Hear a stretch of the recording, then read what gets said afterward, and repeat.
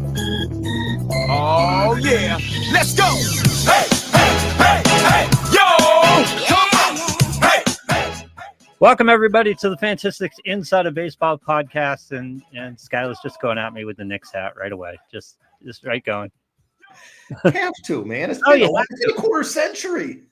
I was telling you before we started taping up here in Boston, everyone is full angst because the Knicks fans actually celebrated. It's like, well, why not? God forbid we win once a generation at anything, and you know, we can't say yay. Come on, Boston, you've had enough for the last couple decades. Do they beat the Pacers? Man, the Pacers are really good, up-tempo team, but the Knicks like to push. I gotta, with home court advantage, I have to give the advantage to the Knicks, trying to be objective. I think that they're a little bit better, but we'll see. The Pacers get hot and they're tough to beat. Now, I work at the sports book, and so I'm watching a lot of NBA all year long, and I know nothing about basketball. I barely know if the ball's puffed or stuffed. So get that right off the bat. But you know what? Every game I notice Brunson. Every game I've noticed Brunson, and I always go, oh, I like that guy. I do like that guy a lot.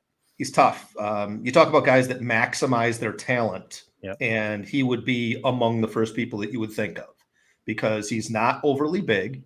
He's not overly quick, but he just finds a way to get the ball in the basket. He's very aware of defensive positioning all the time. He's very aware of where all of his teammates are on the court. A lot of that has to do with the amount of time that these guys have played together.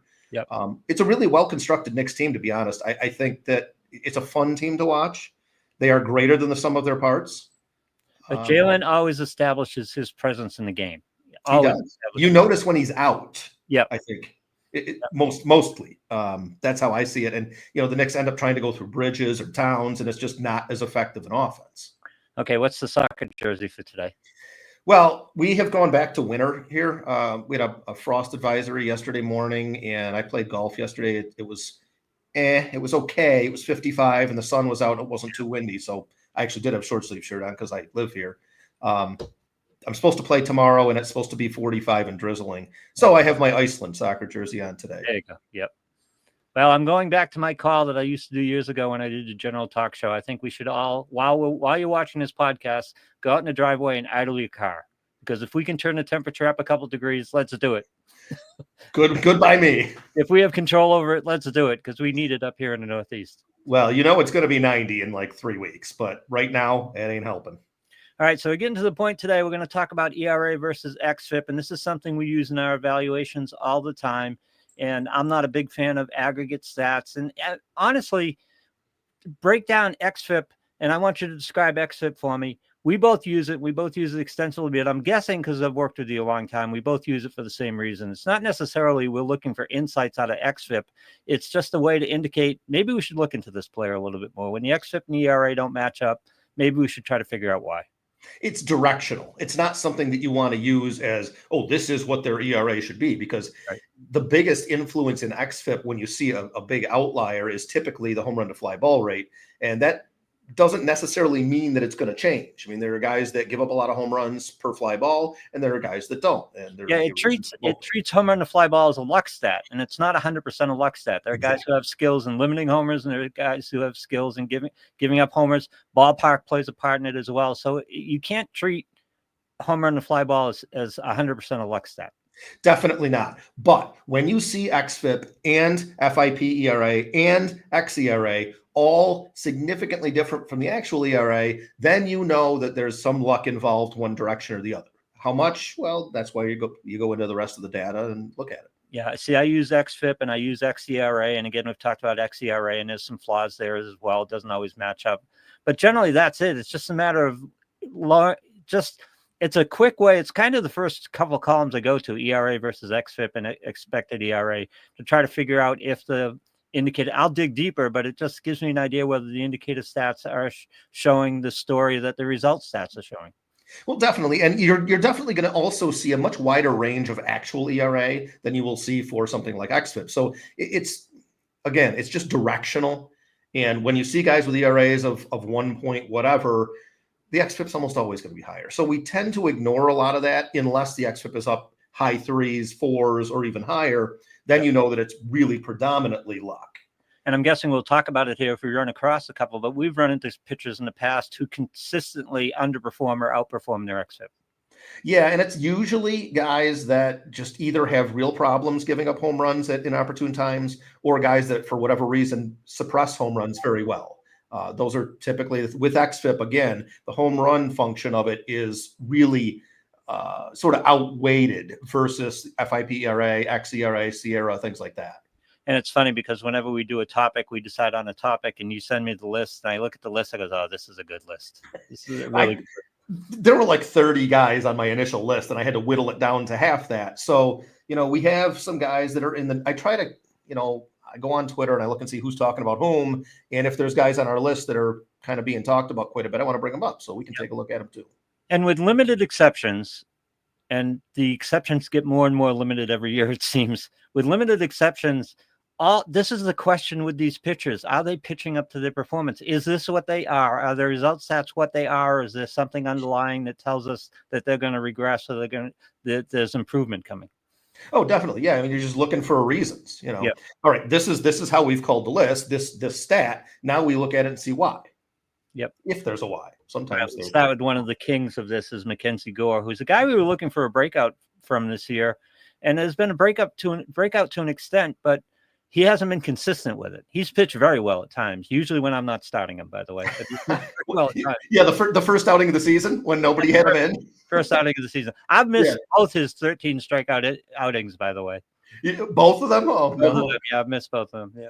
Yeah, I mean, Gore, for me, at this point, I think he's probably an every start guy. If he can go into Colorado and rack up the amount of Ks that he did and pitch pretty well, and he shut down, before we knew that the Braves wouldn't be quite the Braves the first few weeks of the season. Right. He's really had a difficult schedule. He's gone against Philly and Philly, Cincy and Cincy, Colorado and Colorado. He's pitched against the Dodgers already, and he's got a 3.67 ERA, which doesn't sound great, but the xFIP is 2.48. The FIP ERA is 2.96. The xERA is 3.67, and that's where we get into, okay, what level should we expect from Gore? Because the launch angle's up. He does allow a lot of fly balls. The exit velocity is well below average at almost 92 miles an hour. He does give up hard contact. But the biggest thing here, and we've been talking about this all season long and preseason, is I'm looking at walks first. And the control continues to improve.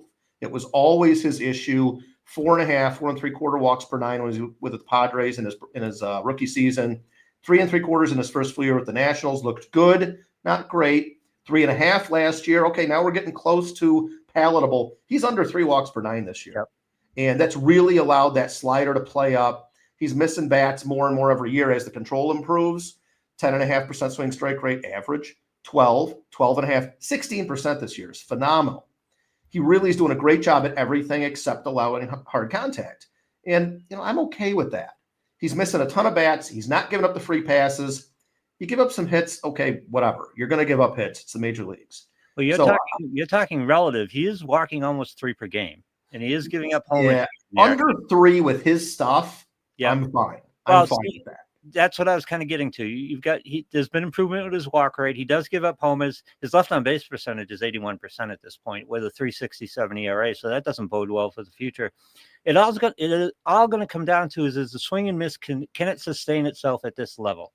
Because that's what's saving him at this point. If he were back to his sub 10 Ks per nine, he'd be struggling with that walk rate and that home run rate a little bit more than he is.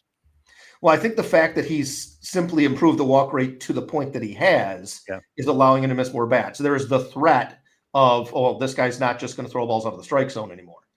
So I think it's enough. And again, I go back to the fact that his schedule has been very difficult to this point, and he's pitched well. So I missed both 13 strikeout games. So I think at this point, I'm starting MacKenzie Gore across the board, regardless of opponent, until he proves that I shouldn't do that. Yeah, and it was the second one was the Colorado game because it's old school thinking, but because the Colorado lineup, even in Colorado, isn't all that intimidating.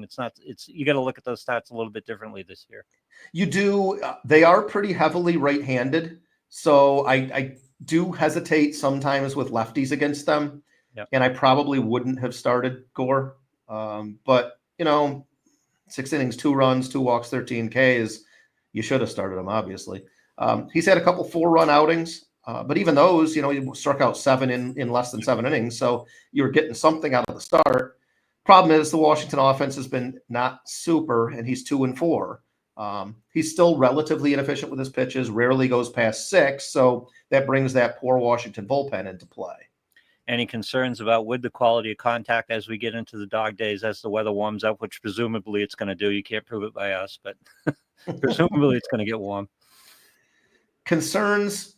I don't think so. I think that he's hittable occasionally, but he's not hittable. You know, when the X velocity, again, we're talking about a smaller denominator because people just don't make contact off him as much. Yeah. So I think that I'm okay with it, really. I mean, if of the 3 things, walks, strikeouts, and homers, if the one that you're really bad at is homers, I think that that's the preferable one for me.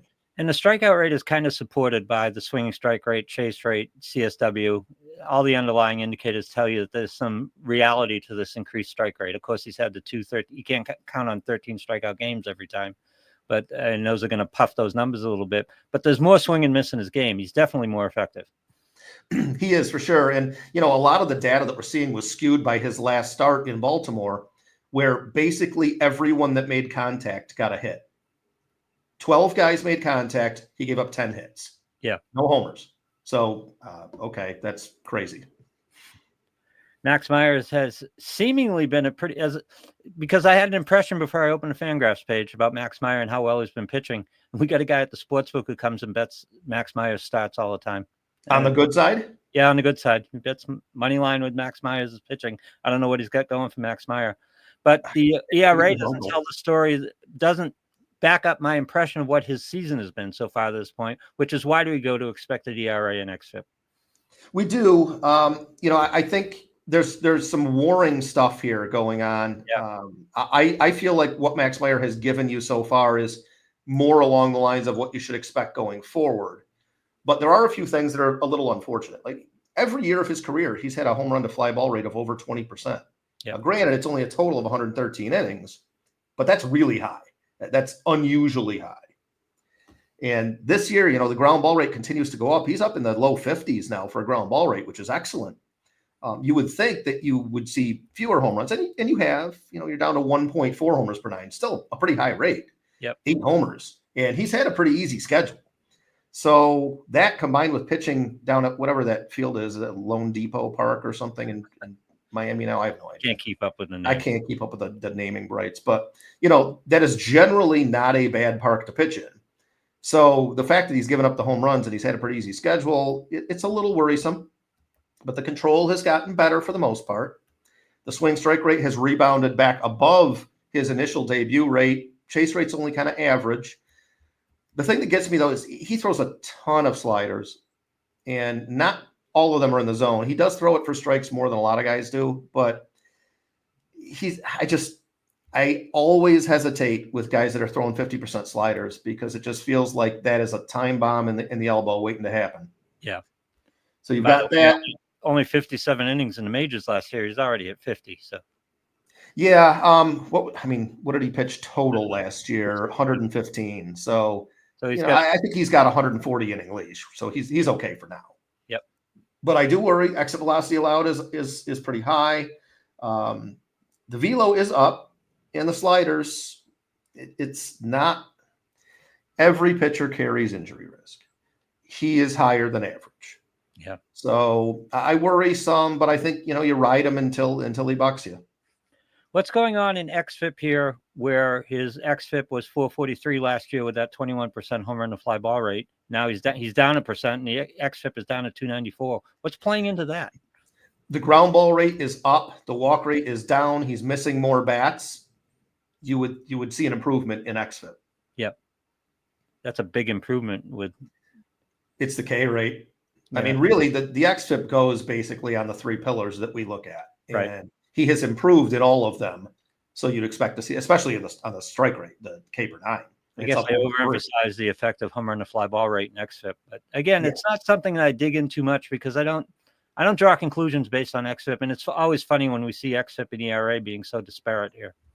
Well, I think, again, we talk about the influence of the home runs, and what xFIP does is it reduces everyone back to a league average home run to fly ball rate. And as we've discussed, that's not appropriate. That's not what you should expect. And Max Meyer clearly is a guy Meyer is a guy who demonstrates he gives up homers. Yeah, even in the minors, last year in AAA, he gave up 1.4 homers per 9. So, he's going to allow more homers than the average bear. So you can't take the xFIP at face value. I do think that Max Meyer is a little better than a league average pitcher in terms of ERA, in my opinion. So, Sierra is 3.15.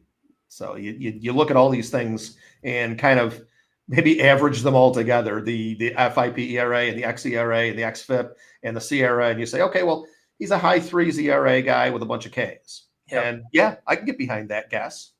It's too bad the ERA isn't a little bit better. You could do a sell high, on him, but yeah, I mean, you could maybe sell high because I think that people generally expect that he's breaking out. Yep. Just keep throwing that xFIP around, that 294 xFIP. Exactly. Yeah, there you go. Let's go to a Yankee player, Will Warren. Yeah, you talk about being surprised when you see something. Will Warren with a 298 xFIP. Yeah. Okay, I'm trying to figure it out. Like, he's improved his control, but it's still a problem. The ground ball rate's up a lot, but the home run to fly ball rate has come down a lot. The home run rate has come down a lot. So I don't see anything outlandish there. The K per 9 is huge, but not really supported by the zone percentage, the swinging strike rate, chase rates under 25%. He's getting a lot of called strikes. And for me, that speaks to, okay, the book is not fully out on him yet. Right. Yep. But last 3 starts he's been fantastic. And the new curve, I know he's only throwing it 6% of the time so far, but that's been a really good addition. It's been a very positive pitch. My opinion on Will Warren has gone from I won't use him to he could be a streamer now. I worry about the home park, Yankee Stadium, right-handed pitcher, not ideal.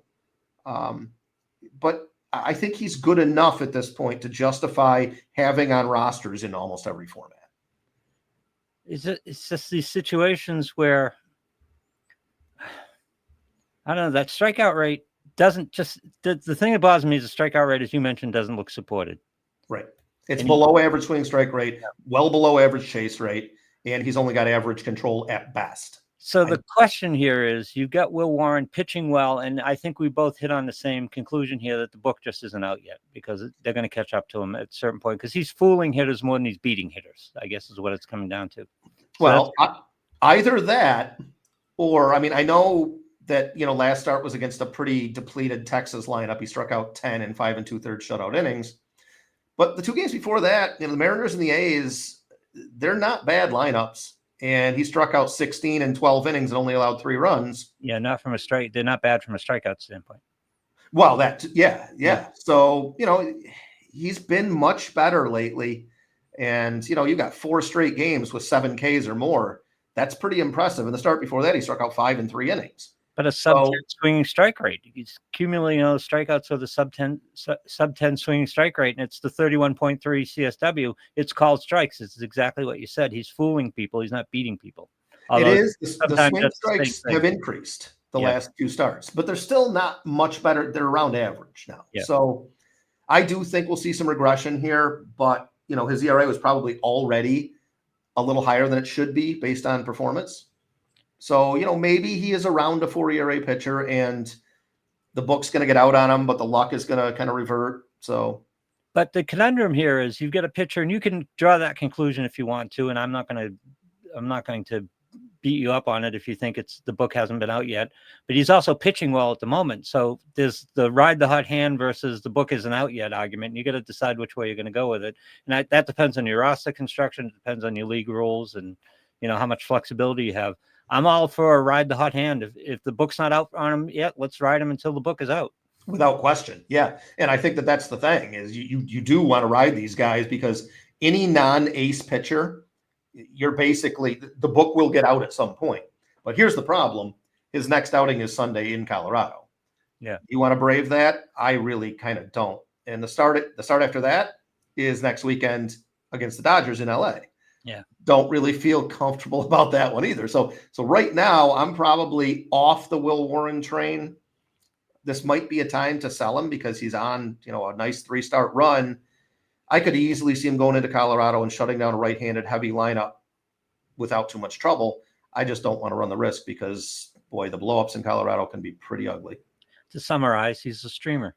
Yeah. Oh, for sure. Yeah. At this point, until we see what happens with the league and whether they catch up to him to a certain extent.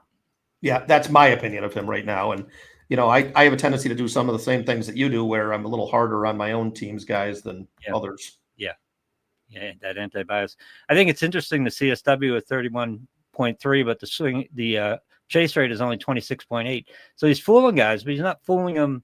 He's fooling them one way, but not the other. He's getting called, exactly, but he's not getting hitters to chase out of the zone, which is kind of interesting.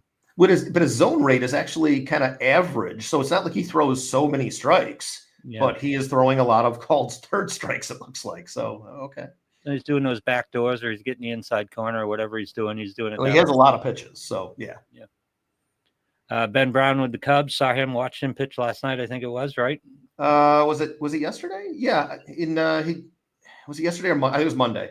And Monday, he track of the days. I love this kid. I do, but he needs a third pitch. A 2-pitch guy in the majors. He reminds me, honestly, a lot of AJ Burnett with the solid, heavy fastball and knuckle curve. He needs to work on that changeup a little more. He did throw more of them on Monday than he has in the past, but he got squeezed a little bit, and I thought he was a little unfortunate on Monday. I think he gave up 6 runs, and it was 6 runs on like 7 hits or something. It was not ideal. But when you look at Brown, ground ball rate's up 4.5% this year. The exit velocity is still bad, but the swing strike rate is still good. The control is still somewhat problematic, but I've watched most of his starts because I have him in a bunch of leagues.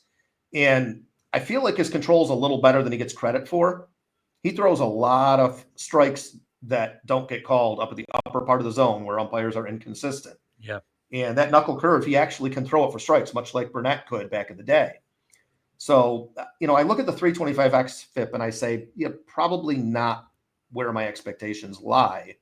The xERA of 4.33, FIP ERA is 3, it's around 3, high 3s, 3.5. Mm-hmm. Somewhere between those two, I think, is what I'm looking for. So maybe like a 3.80 ERA with a lot of Ks, and that's a good offense. So I think he's good enough to be a little more than a streamer, but I would be a little leery against him, top 5, top 10 offenses. The question for me with that knuckle curve, which is really effective and will allow him to open up the zone, especially the top part of the zone where he tries to live. And he's got velo. So why isn't the fastball more effective than it is? Is it just command with the fastball? Well, I think it's part command with the fastball, and it's part the fact that there are only 2 pitches, and a knuckle curve is generally somewhat easy to visualize as a hitter to see coming, I think. So if it's not the knuckle curve, it's the fastball. Well, that's something you can see it release, the knuckle curve, because I think so. It's got that spike grip on it. Yeah, different grip on it. And it's very visual in terms of that. But I think his changeup, even though it's not a wonderful changeup, I think it's an important pitch for him because the 4 to 5 mile an hour differential is enough with his impressive fastball that it just gives somebody another pitch to look for, another thought in the hitter's head. You can't be we've gone through this cycle, and I think we're on the other side of the cycle. You can't be an effective.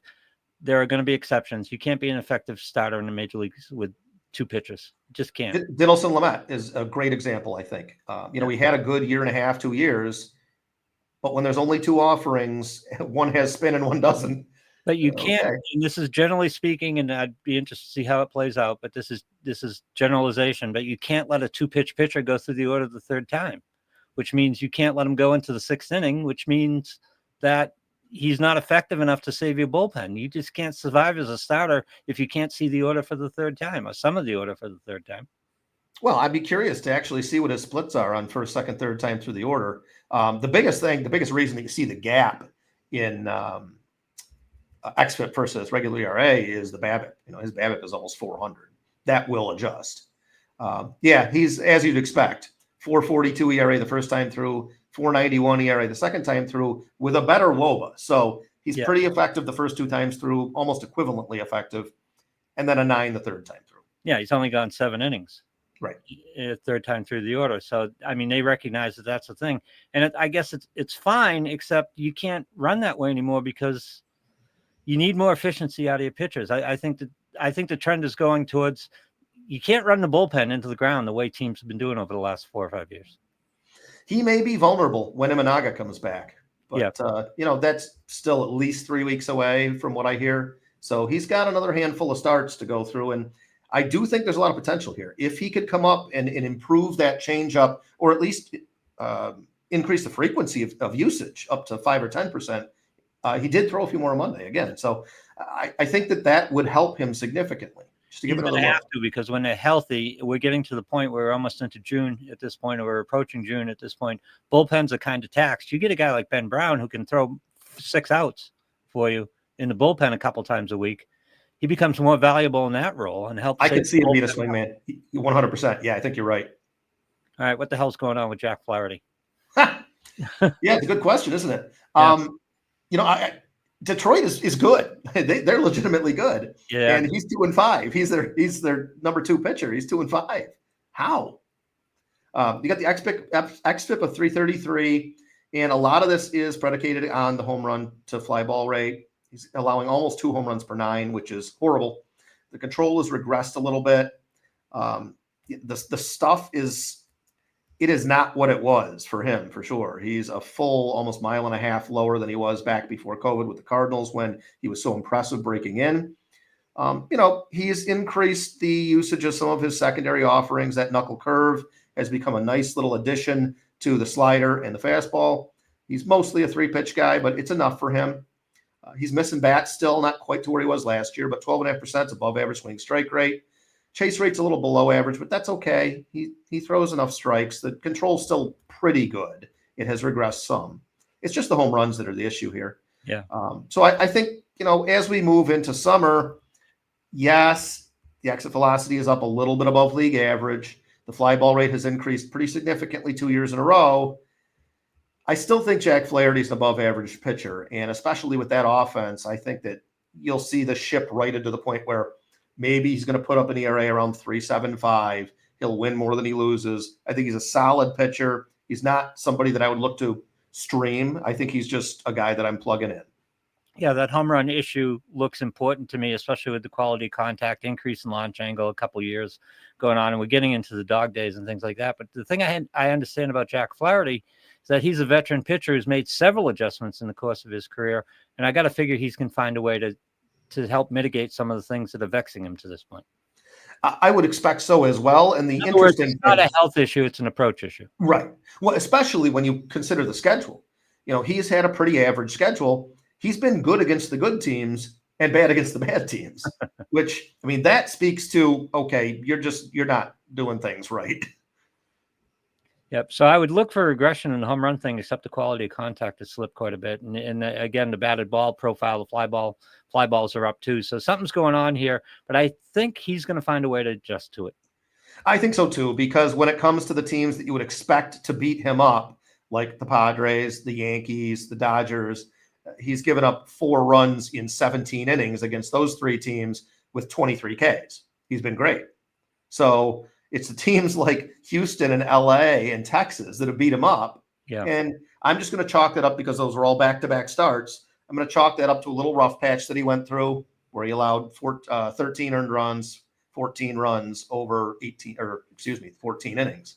So I think that he's probably, I have no issues with him. I think he's fine. Are you picking starts or is he must start? He's a must start for me. Yep. Okay, so our buddy Michael Waldo sucked me into one of his leagues. Yes. With team taking over a team, and Dylan Cease was on that team. And I've never had any shares of Dylan Cease because I just don't want to get involved. Same, except I have him in Tout Wars this year. Yeah, yeah. Well, it's interesting because the last few weeks I have had the worst luck I think I've ever had in any head-to-head format in Tout Wars. No. This is 3 weeks in a row I'm playing against the team that has scored the most points. Okay. And I continue to have quality starts where my pitchers actually take the loss. Yeah. Every single start. That's the beauty of head-to-head, right? Well, and this is why you play, it's when you play them, right? absolutely true. But, there's luck involved in every format. So I just assume it's going to turn around. My team's pretty good. I'm not too worried about it. But Cease, he's maintained the control gains from last year. And that was always my biggest issue with Cease. Right. He doesn't have great control, but it's gotten close to average. And with his swing and miss stuff, that's enough for me. And, this has been a carbon copy of last year, where he had an ERA of around 3.5, a lot of strikeouts. He was a very effective pitcher, probably a top 20 starting pitcher. And this year, he's been basically the same guy. The BABIP has been a little worse. The homer to fly ball rate has been a little worse, and the ERAs are run higher. But everything else is about the same. So I fully expect he's had 3 straight quality starts. He's looked quite good in them. The start before that was 4 innings, 9 runs against the A's. If you take that out, he's been the same guy as last year. You're going to have blow-ups. I really think Dylan Cease is fine. I think he's a top 20 guy. He's not an ace for me, but if he's your number 2, I think you're okay. That's how I see him. Everything looks pretty much the same, except a little bit more in the home runs, and quality of contact is about the same from last year. This is a situation where xFIP is something you can look at a little bit because it equalizes. In this case, he's got a 12% home run to fly ball rate. That's been high over the last 4 years. So he's just been a little bit unlucky with the home runs. That's caused most of the problems for him. Oh, for sure. And I really think it was just that one start in the bandbox in Sacramento. Yeah. It's fine. I really have no issues with Cease. He's become, I don't want to say reliable because that's probably not the right word to use for Dylan Cease, but he's become a guy that I'm just going to accept. He's going to have a blow up once in a while, but other than that, he'll be pretty good. Yep. And he's going to give you the strikeouts, and he fits in. It's about slotting him, right? Like you said, you don't want him to be a number 1 starter. Right. If he's your 2, I'm fine with it. All right. Kyle Freeland. He is my number 2 there, except I have Hunter Green on the IL among, 4 other starting pitchers. Kyle Freeland, home runs, Colorado pitchers. It's all big mix here. And by the way, I haven't mentioned it. Bad host. We've been looking at pitchers whose ERA is higher than their xFIP. By the way, we're doing xFIP today. We'll look at some pitchers whose xFIP is lower than whose xFIP is higher than their ERA and see about where they're going. But this is the list we're working on now. Yep. Yeah, we're almost through the good side of it. Yep. The guys that we expect to be better. And with Kyle Freeland, I don't necessarily expect him to be better. I expect him to give you what he's given you so far, which is very usable on the road. I think he's 4 out of 5 quality starts on the road, which is easily masked with a guy with an ERA approaching 6. Yep. You don't expect that he's been good. He's been pretty predictably good on the road and pretty predictably terrible at home. You see the xFIP of 350, you think, oh man, maybe I should just use this guy. Don't use him at home. Yep. Don't use Kyle Freeland at home. The control has improved 6 years in a row now, which is an incredibly impressive streak, and it's actually really good now. It's very good, yeah. Yep. And the ground ball rate is the 3rd highest of his career, up around 48%. That you'd think might help in Coors. It doesn't. So the fact of the matter is, I don't care about Colorado pitchers at home. I just don't use them. I don't even look at it. It doesn't matter to me. You could say that the guy's good. I don't care. Chase rate's up significantly. Swing strike rate is up significantly. He has been a legitimately good pitcher on the road. And again, I don't think people are rostering him because they just see Colorado pitcher run away. He's not going to give you win equity because this Colorado team is about as bad as any team I have seen in the last 30 years. Yeah. But he's usable on the road. I have him in one of my points leagues. I keep wondering if they want Trevor Story back because we can work something out. Yeah, you talk about guys that have been disappointing. Yeah. Grab Kyle Freeland for Trevor Story. Throw that out there. If I'm the Red Sox, I'd throw that out there.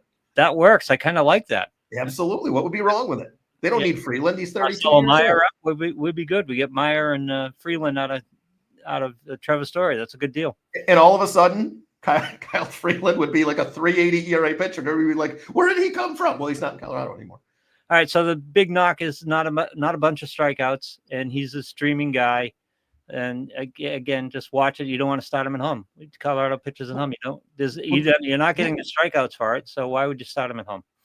Yeah, and he is actually striking out almost a batter inning at home, but he's been really solid on the road, and 4.25 ERA on the road, and I think the xFIP is quite a bit lower than that. It's 3.47. So yeah, I'm fine using it. I've been streaming him for his road starts in my home league. So, all All right, Aaron Nola is on the IL. He's got an ankle problem, so that's not necessarily something that's going to affect his pitching long term, or it's not something we have to be too worried about. He's got a 6.16 ERA, but the xFIP is right about in line at 357, where his career has been at 334.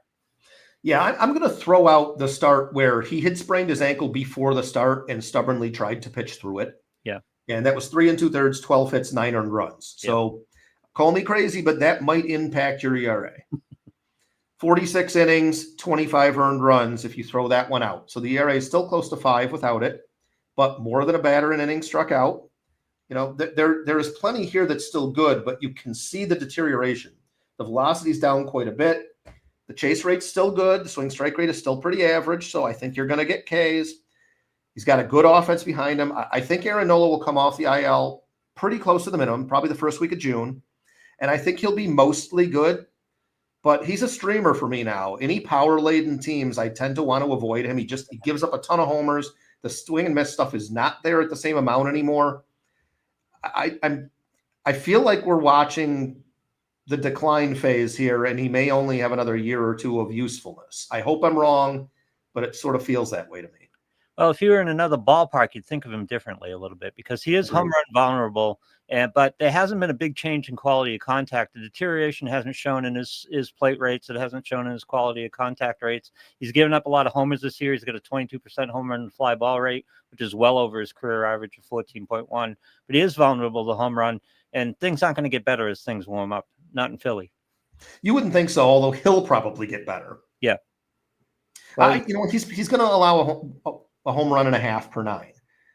If he can get the control working back in the right direction, down in the low 2s, walks per 9, then I'm still going to be fine with Nola most of the time.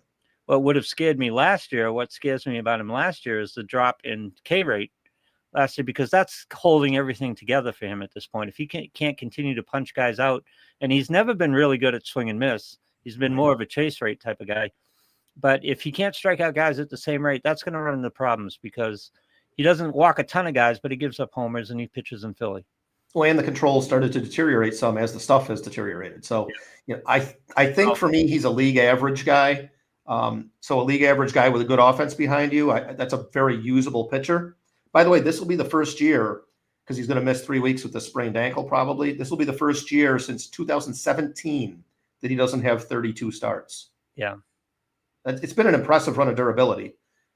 No, he's been good. And you just wonder whether that takes a toll on his arm. It hasn't to this point, and this is not an arm injury either. So I think it was smart of them to kind of just let him take the few weeks and get right, and so we don't get into any arm issues. But it comes down to, and that's what xFIP is talking about here, it comes down to that 22% home run to fly ball rate, which you would assume would regress to normal.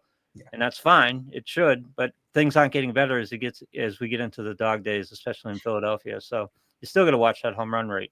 And he's not going to be high. He's not 100% sure start at this point. Like you said, power teams, power matchups might be something you want to avoid. Yeah, in the past, I would never have considered streaming him, but at this point, I probably am sitting him against the top 3 to 5 offenses. But other than that, I still think he'll be okay.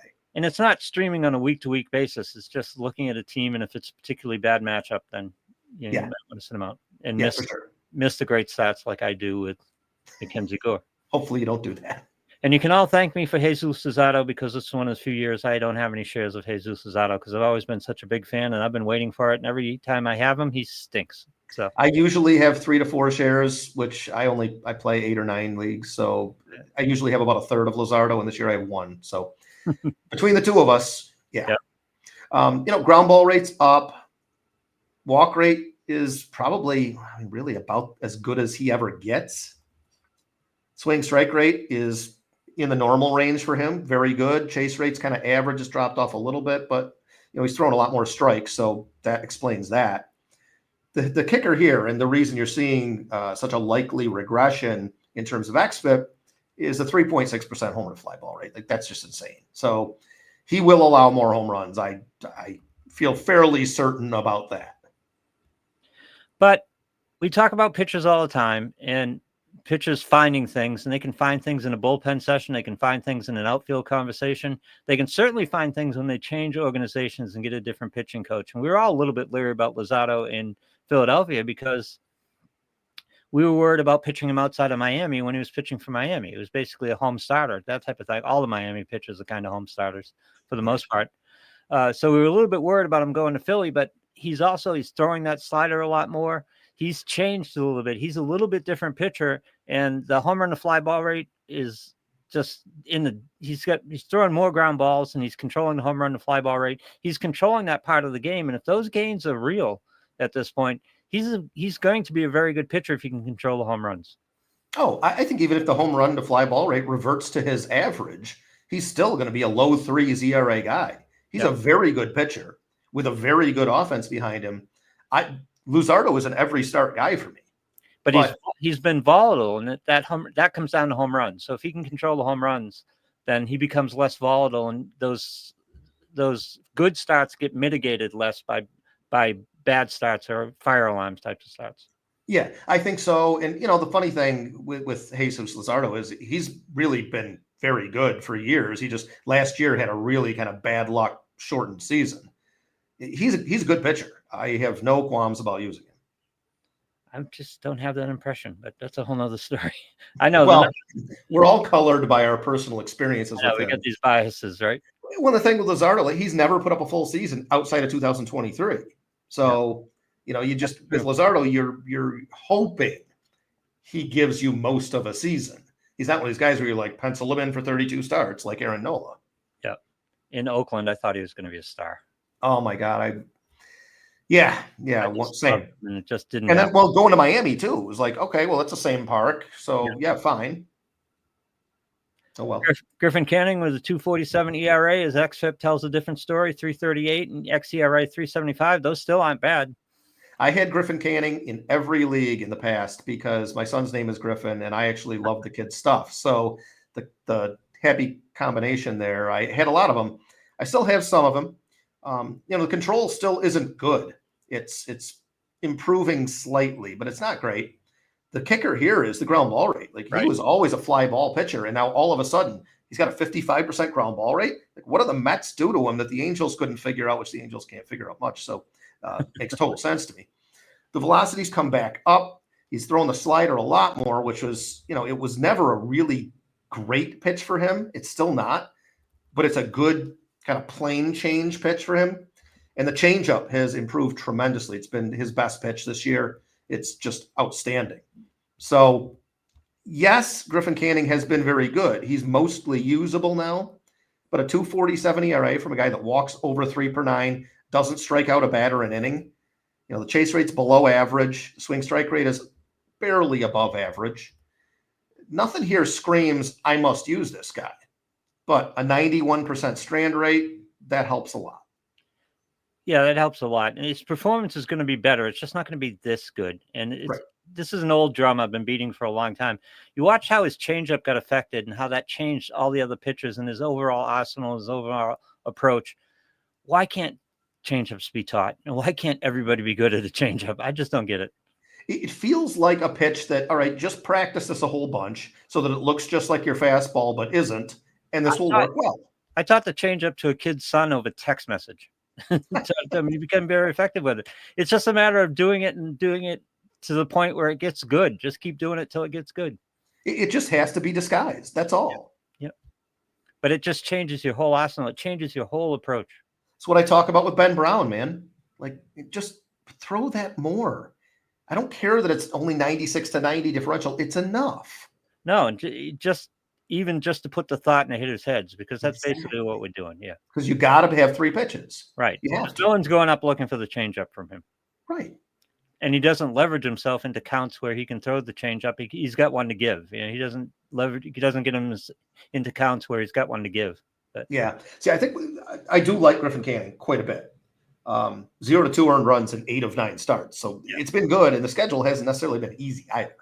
No. I just think that this new way of pitching for him, I think the league, the book has changed, and the league hasn't quite caught up yet. So for me, Canning certainly could be a sell high if you've got a Mets fan or somebody that really believes in your league.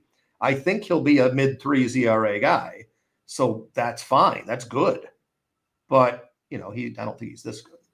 All right. Don't burst my bubble on Kris Bubic, please.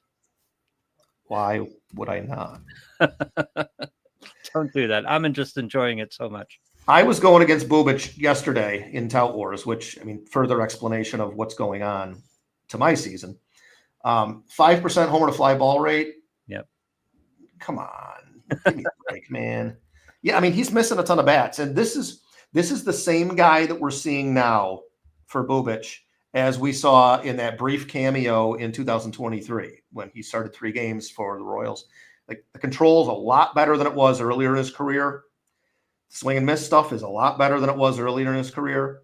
He is going to allow some homers. Like, he's kind of a middling ground ball rate guy. He allows fly balls.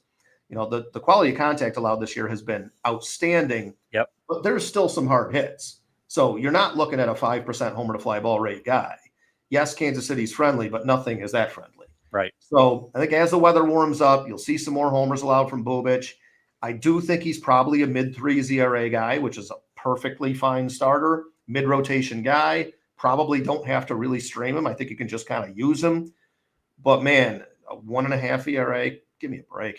There's nothing here to dig into either. I mean, his plate rates are still there, but the strikeouts aren't there. He's walking more guys. He's not throwing more ground balls. It all plays towards, you know, giving up more home runs than he has given. There's nothing. It doesn't support his performance to this point, I guess is my point. Exactly. BABIP's the best of his career. Homer to fly ball rate's the best of his career, and that's why he's been very fortunate to this point. He's also been good. So let's not say that he's some kind of mirage. It's just, you know, he's good, not ridiculous. Left on base percentage of 87.6, way high for him. And that comes down to the 5% homer to fly ball rate. That's the key to it at this point. And, you know, I chastise people for calling it a luck stat earlier, but in this particular case, that's what it is. He's done it in the past, but he's more of an average guy, 12, 13% type of guy in home run to fly ball rate. So he's been lucky. Well, when we call things luck stats, we don't mean that it's 100% luck. Right. But we mean they are influenced by luck. So you've got home run to fly ball, you've got strand rate, you've got BABIP. They are all influenced by luck. Yes, the pitcher has some control over them. How much? That is debatable. But luck certainly plays a part in all of those. All right, Corbin Burnes. Now we come to someone I'm actually concerned about. Okay. Now, there's 2 parts to this. By the way, Burnes basics, 2.56 ERA, 3.95 xFIP. Yeah. Which is pretty much in line with what we've seen the last 3 years or so. It is. I mean, he's a little worse this year. Now, the one thing that gives me some hope, and I'm objective about Burnes because I have no shares of him, so it doesn't bother me one way or the other what he does. But the thing with Burnes is he took a start off 2 turns ago through the rotation, had some shoulder discomfort. You worry about that on a different level. But since then, the 2 starts since then, the velocity is back up and everything has looked more like the Corbin Burnes of old. However, the control has not been good. No. You know, he had improved to the point last year where he was walking 2.2 men per 9. That's good. He was 1.8 back in Milwaukee. That's really good. 4.3, 4 1/3 walks per 9. You are going to run into problems. Career I don't care how low your batting is. Right? Yeah, I mean, you know, the stuff here is his stuff is still good, but the velocity has continued to drop. It was back up a bit last year, or the last 2 starts, but just to last year's levels, not back where we saw years back.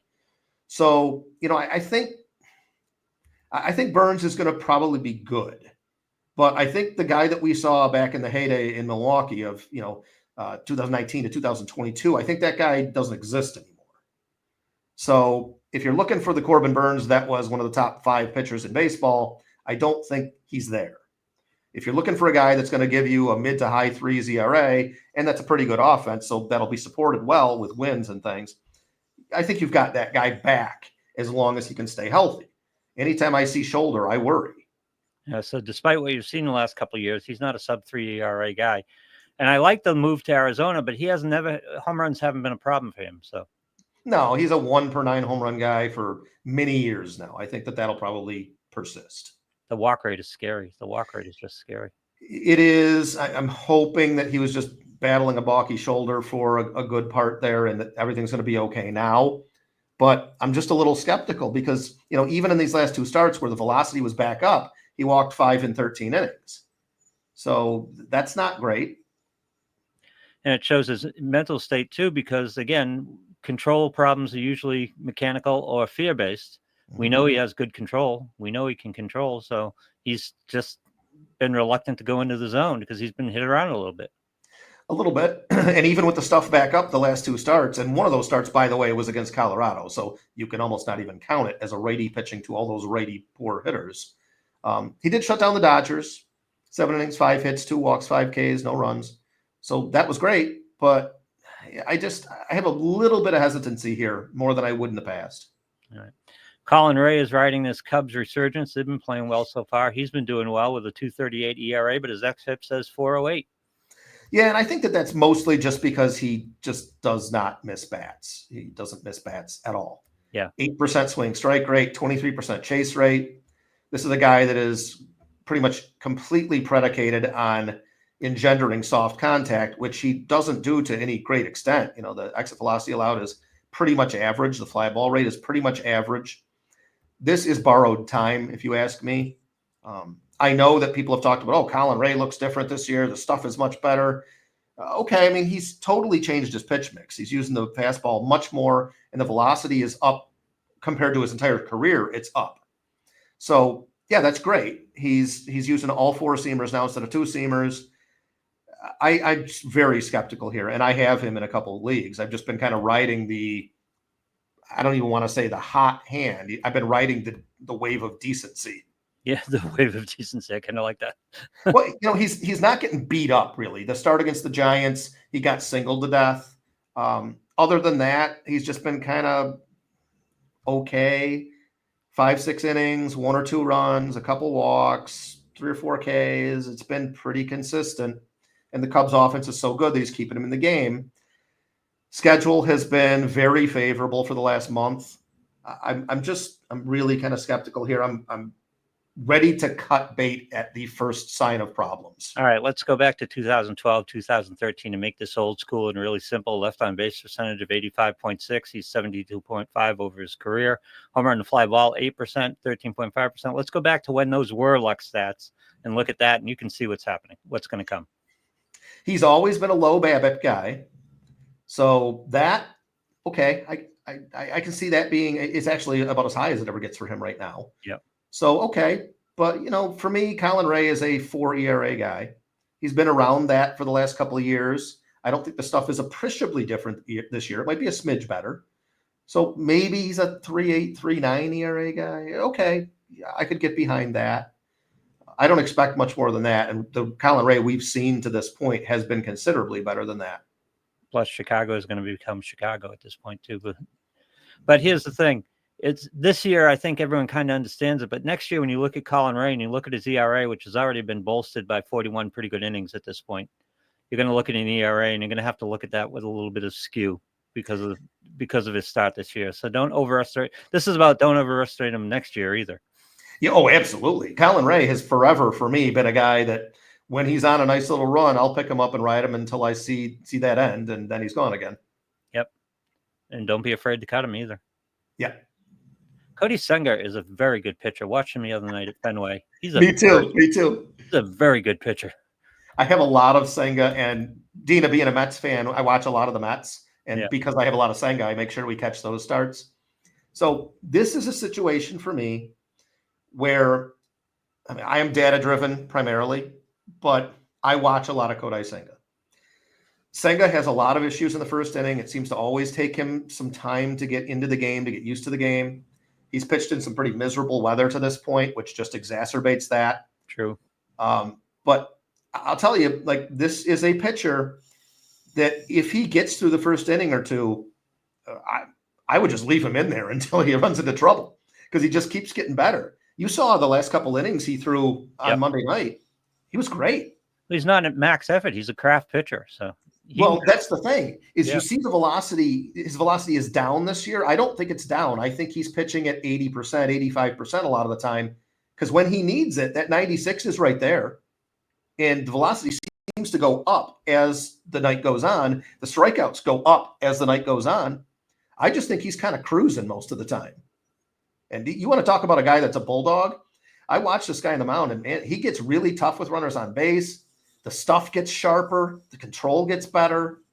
He is a tough pitcher. I do not think that the data you see here reflects who Kodai Senga is. You just watch the swings. You just watch this opposing swings, and he's just fooling hitters in an unbelievable. That ghost fork? The ghost fork is incredible. When he's got that going, you see some of the most silly swings you'll ever see major leaguers take. I know, and they got to go back and look at the film afterwards and just look at what the hell was I swinging at. But it's a ghost fork. It disappears. That's exactly what happens. It definitely does. And, guys, there are outings where he doesn't have it, where it's never a strike and everyone lays off it.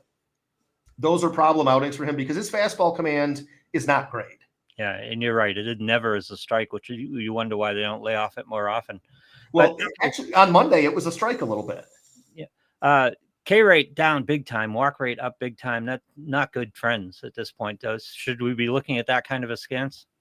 I think that there is a little bit of concern, but not significantly. You throw out last year because it was one start at the end of the year when he came back. But, from there, he's not a control pitcher. Okay. Yep. He throws a lot of balls out of the zone. He's designed to fool people. And he hasn't been fooling people as much this year. Swing strike rate's down quite a bit. Chase rate's down a little bit, but it never was great. But I feel just watching this guy, the eye test is different than the data test. I think he's a very good pitcher, whether he's not a 1.5 ERA pitcher because no one is. But is he a low 3s ERA guy? I think that he is, which makes him a very good pitcher. And listen, the Red Sox aren't the most discreet lineup. They're just up there hacking. They swing a lot. They swing a lot. But they're the 6th best offense in baseball, and he shut them down pretty well. So when you watch a start, when you watch a Kodai Senga start, again, watch the opposing hitters. It's fun. It's fun as hell to watch. Just pay attention to that because some of the swings are just brutal. I agree. And even if he's a 4 ERA guy with a solid offense behind him, I think that he's perfectly usable, and he's not somebody I would be avoiding anyone with. He's not a streamer guy. For me, he's an every start guy. Yep. Because he's not particularly volatile. He doesn't strike me as volatile. He's not. Yep. Luis Castillo off to a pretty good start, 3.20 ERA, but the xFIP says 4.47. Yeah, the xFIP says that Luis Castillo has become a below average major league pitcher. I'm inclined to agree with that. Okay. The walk rate has regressed significantly. He had made so many strides on it over, the 2021 to 2024 time period, and the controls regressed quite a bit this year. The ground ball rate is up, but it's nothing like his days in Cincinnati. Yes, he feels like he can get away with that a little bit more in Seattle, but he's never had a home run to fly ball rate under 10%. He's at 5.6 this year. Yep. The stuff has continued to regress. We have 5 straight years of declining velocity on the fastball now, and you're really seeing it in terms of the bat missing. He's down to a below league average swing strike rate and a league average chase rate. That is not an ace, and people value Luis Castillo as an ace. I don't believe he's an ace anymore. I'm not even sure he's a number 2 starter anymore. I have Luis Castillo down around pitcher like 30 to 35 at this point. So I feel like his value around the industry is better than that. He's certainly someone that I would be trying to sell high. What's his rest of the year ERA?